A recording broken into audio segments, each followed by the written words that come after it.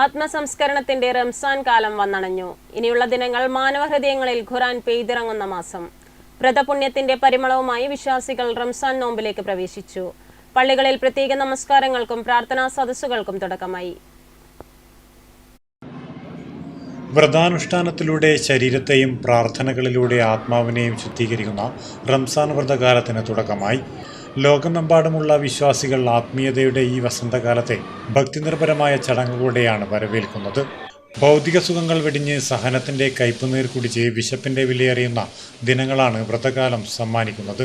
ഖുർആൻ പാരായണത്തിന്റെ മധുരവും തസ്ബീഹ് മാലകളുടെ താളവും ഇനി വീടുകളിലും പള്ളികളിലും നിറഞ്ഞു നിൽക്കും.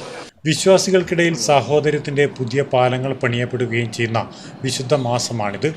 പള്ളികളിൽ പ്രത്യേക നമസ്കാരങ്ങൾക്കും പ്രാർത്ഥനാ സദസ്സുകൾക്കും തുടക്കമായി. പകൽ മുഴുവൻ നീളുന്ന അന്നപാനീയ പരിത്യാഗത്തിന് ശേഷം സന്ധ്യാസമയത്തെ ഇഫ്താർ സംഗമങ്ങൾ സ്നേഹത്തിന്റെയും പങ്കുവെക്കലിന്റെയും വേദികളായി മാറും. കരുണയുടെ ആദ്യ 10 നാളുകൾ, പാപമോചനത്തിന്റെ നടുവിലത്തെ 10 നാളുകൾ, നരകമോചനത്തിന്റെ അവസാന 10 നാളുകൾ, ഇങ്ങനെ പുണ്യങ്ങളുടെ പൂക്കാലമാണ് വിശ്വാസികൾക്ക് മുന്നിൽ തുറക്കപ്പെട്ടിരിക്കുന്നത്. സ്വന്തം സുഖദുഃഖങ്ങൾക്കിടയിൽ അയൽക്കാരന്റെ വിശപ്പിനെ ഓർക്കാനാണ് റംസാൻ പഠിപ്പിക്കുന്നത്. ദാനധർമ്മങ്ങൾ ഒഴുകുന്ന ഈ മാസത്തിൽ ദുരിതമനുഭവിക്കുന്നവരുടെ കണ്ണീരൊപ്പാൻ ഓരോ വിശ്വാസിയും സന്നദ്ധനാകുന്നു. വ്രതം കേവലം പട്ടിണിയല്ല, മറിച്ച് മനസ്സിൻ്റെയും വാക്കിൻ്റെയും പ്രവൃത്തിയുടെയും സംസ്കരണമാണെന്ന വലിയ സന്ദേശമാണ് ഈ പുണ്യമാസം പകർന്നു നൽകുന്നത്. പ്രാർത്ഥനാ നിർഭരമായ ഈ ദിനങ്ങൾ ലോകത്ത് സമാധാനത്തിൻ്റെയും കാരുണ്യത്തിൻ്റെയും പുതിയ വെളിച്ചം വിതരട്ടെ എന്ന് നമുക്ക് പ്രത്യാശിക്കാം. Network news, Payyanur.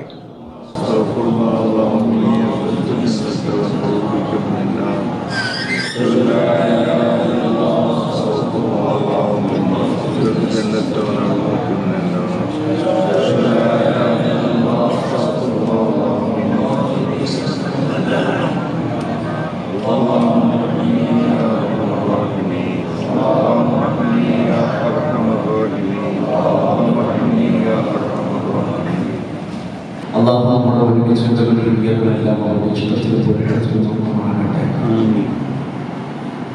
പരിശുദ്ധമായ നബിയുടെ